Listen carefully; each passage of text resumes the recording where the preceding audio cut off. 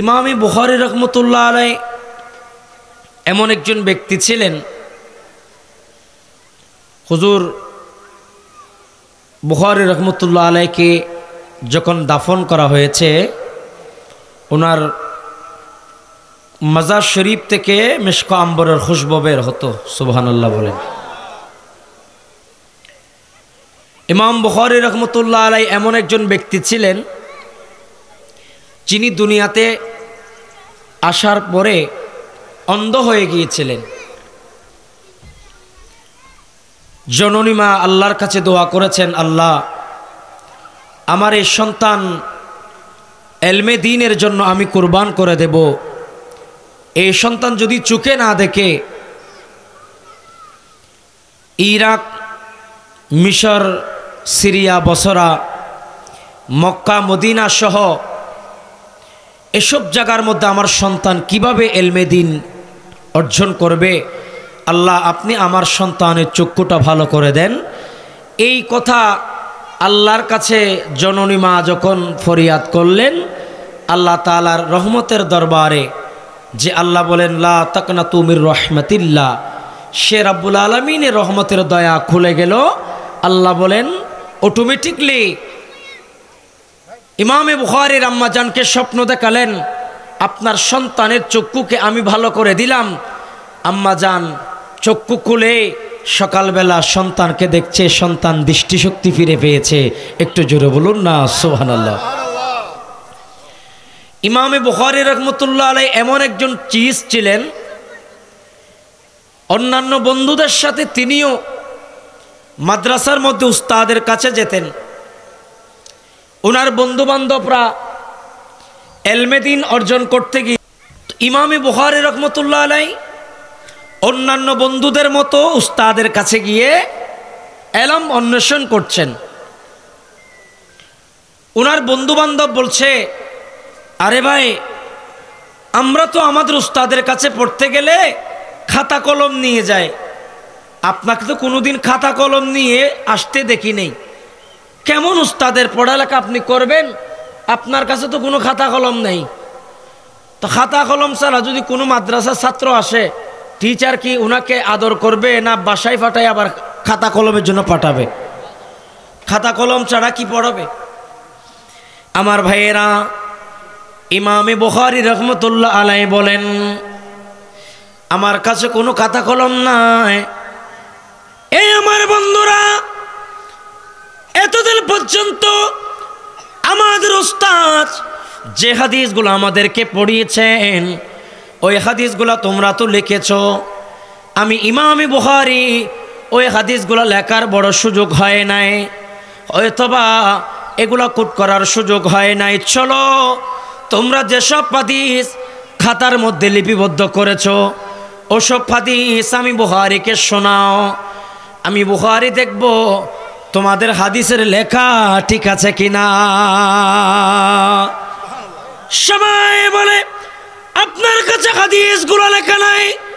15,000 হাদিস উস্তাদের কাছ থেকে আমরা শুনেছি। 15,000 হাদিস উগ্গাদুন 15,000 হাদিস আমরা পড়েছি। হুজুর এগুলা কি বলছেন? ওই বন্ধু বান্ধব এবার হাদিস পড়া শুরু করলেন। ইমাম বুখারী বলছে, দেখে দেখে তোমরা খাতা থেকে দেখে দেখে পড়তে তোমরা ভুল করতেছ। আমি ইমামে বুখারীর ভুল হবে না। আমি ইমামে বুখারী, আমার মায়ের দোয়া আমার কাছে আছে।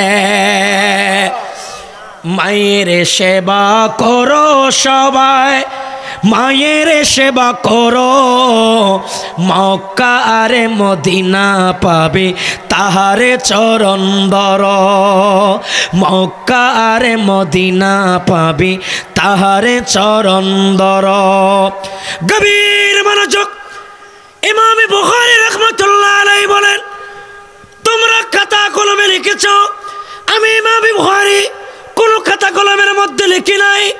আল্লাহ আমার মায়ের দোয়ার বদৌলতে আমার মা আমার জন্য এত বেশি দোয়া করেছে, আমি বুখারী খাতা কলম নিই নাই, শুধুমাত্র উস্তাদের জবানে শুনেছি। আল্লাহ আমার যেখান জাহাওয়াতকে এত বেশি বৃদ্ধি করে দিয়েছেন। আমি ইমামে বুখারী, তোমরা দেখে দেখে যে হাদিস পড়ছো, এই যে ভুল পড়তেছো, আমি তোমাদেরকে দেখাই দিচ্ছি এগুলা ভুল লিখেছ। আল্লামা দাখিলি রাহমাতুল্লাহ আলাইহি ইমামে বুখারীর সময়ের জগৎ বিখ্যাত মুহাদ্দিস ইমাম দাখিলি রাহমাতুল্লাহ আলাইহি কাছ থেকে ইমামে বুখারী রাহমাতুল্লাহ আলাইহি হাদিস শিখতেন। সুবহানাল্লাহ বলেন। উস্তাদের কাছে গিয়ে হাদিস শিখতেন।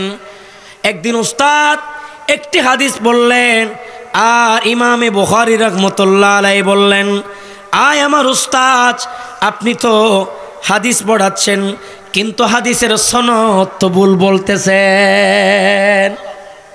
হায় হায় হায় হায়, এখনো ইমামে বুখারী রাহমাতুল্লাহ আলাইহি ছাত্র, আরে ওদিকে উস্তাদ হাদিস পড়াচ্ছে। ইমামে বুখারী রাহমাতুল্লাহ আলাইহি এটা এমন একজন চিজ ছিলেন, উস্তাদকে বলছে, আয় আমার শেখ, আয় আমার উস্তাদ, আপনি তো হাদিসের সনদ ভুল পড়তেছেন, এই হাদিসের সনদ এভাবে হবে না। তখন ইমামে বুখারী রাহমাতুল্লাহ আলাইহি বলেন, হাদিসের সনদ হবে ইন্না আবা জুবাইর লাম ইয়ারু আন ইব্রাহিম। একটু জোরে বলুন না সুবহানাল্লাহ।